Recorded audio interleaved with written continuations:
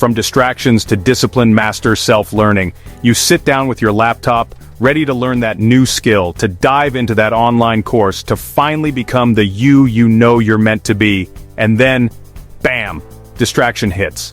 Suddenly you're scrolling through social media, reorganizing your sock drawer, or binging on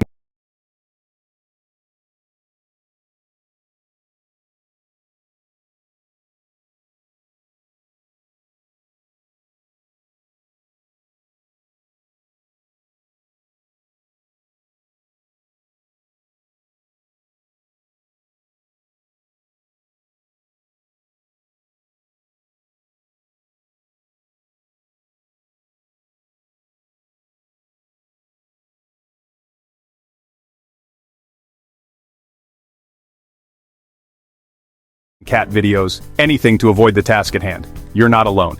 Hi, and welcome to Wise Valley, your safe space to ditch the overwhelm and unlock your potential. Today, we're tackling those pesky distractions head-on and mastering the art of self-learning.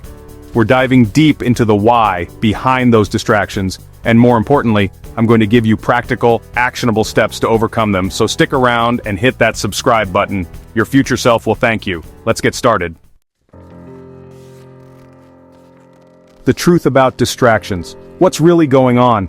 Let's be honest, distractions are sneaky little devils disguised as harmless escapes. They lure us in with the promise of a quick break, a moment of relief from the task at hand. Think about it. That urge to scroll through your phone when you should be studying, it's not just a random impulse, it's a calculated move by your brain to avoid the discomfort of hard work. That's not just boredom, my friend, it's your brain's way of saying, whoa, this learning thing feels hard. It's a signal that your brain is looking for an escape route, a way to avoid the challenge. Let's find something easier, faster, more instantly gratifying. It's a natural response, but one that can derail your progress if you're not careful. We avoid because we're scared of failing, scared of not being good enough, scared of the work it takes to actually change. These fears can be paralyzing, making it easier to choose distraction over action. Perfectionism loves to rear its ugly head here, whispering, if you don't try, you can't fail. It convinces you that avoiding the task is safer than risking imperfection. But guess what? Playing it safe keeps you stuck. It prevents you from growing, from learning, from achieving your true potential. Once you identify those emotional triggers, you can start to reframe your thinking and choose a different path, a path of courage, of growth, of becoming the best version of yourself. It's about recognizing the fear and choosing to act anyway. So, let's ditch the distractions and get you on the path to success. It's time to take control, to focus on what truly matters, and to push through the discomfort. Your future self will thank you for it. Your brain on distraction, it's not your fault. Well, not entirely. Let's talk about your brain for a minute. It's a fascinating organ, but let's be real, it's also wired for instant gratification. Social media notifications, that ding of a new email, the endless stream of content designed to keep you hooked, it's a recipe for distraction. Why? Because these activities trigger dopamine, that feel-good chemical that makes us crave more. And here's the kicker, our brains haven't quite caught up to the digital age. Now, if you're one of the millions with ADHD, this tendency is amplified. We're about to dive into practical strategies to retrain your brain, to build focus, and to make self-learning feel less like a chore and more like the rewarding experience it should be. Distraction-proof your life. Creating an environment for success. Let's face it, we live in a world designed to distract us. Notifications pinging, emails flooding in, that ever-present temptation to check our phones. It's a constant battle for our attention. But guess what? You have more control than you think. It's time to take back your power and create an environment that supports your self-learning goals, not sabotages them. Start by decluttering your physical space. A cluttered desk leads to a cluttered mind. Clear away any unnecessary items, organize your materials, and create a designated workspace that screams, "Get stuff done." Put your phone on airplane mode, silence those tempting notifications, and use website blockers to keep you on track. Remember, creating an environment that supports your learning journey is a gift you give yourself, a gift of focus, of clarity, and ultimately, of success. Chapter 4. The Power of Tiny Steps, From Overwhelm to Action. Let's be real. One of the biggest roadblocks to self-learning is feeling overwhelmed before you even start. The sheer volume of information and tasks can make you feel like you're drowning. We set these lofty goals, then get bogged down by the sheer magnitude of it all. It's easy to feel paralyzed when the finish line seems so far away.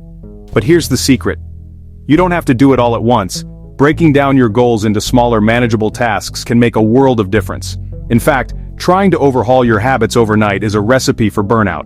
It's like trying to sprint a marathon. You'll exhaust yourself before you even get halfway. Instead, embrace the power of tiny steps. Start small, ridiculously small. Even if it feels insignificant, it's a step in the right direction. Commit to just 10 minutes a day of focused learning. It might not seem like much, but those minutes add up over time. Once those 10 minutes are up, you can stop or keep going. But the key is to show up consistently. Consistency is what transforms average into excellence. Think of it like building a muscle. You wouldn't expect to lift heavy weights on your first day at the gym, right? By starting small, you build momentum, create a sense of accomplishment, and most importantly, you prove to yourself that you can do it. Each small victory fuels your motivation, and that, my friend, is incredibly powerful. It's the small, consistent actions that lead to big changes over time. So take that first tiny step today.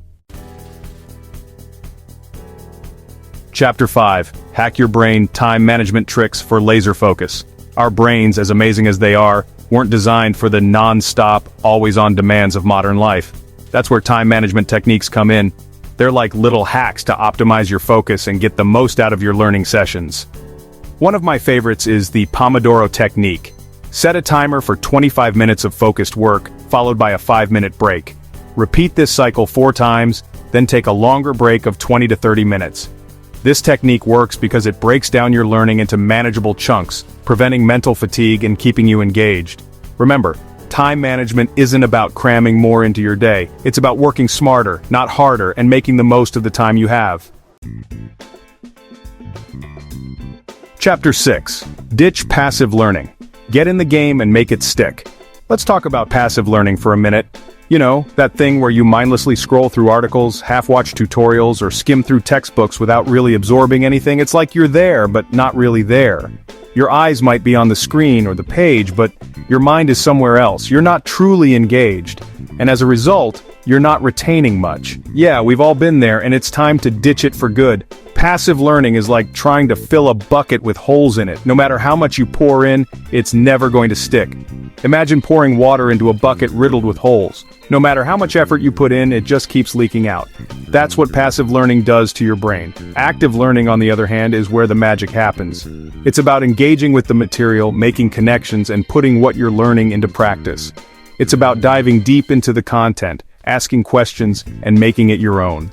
When you actively engage, you're not just a passive recipient, you're an active participant. Take notes, ask questions, and don't be afraid to challenge what you're learning. Summarize information in your own words, teach it to someone else, or even just talk it out loud to yourself. And most importantly, test yourself regularly. Self-assessment is key to understanding what you know and what you need to work on. If you're watching a tutorial, pause frequently to try out what's being taught.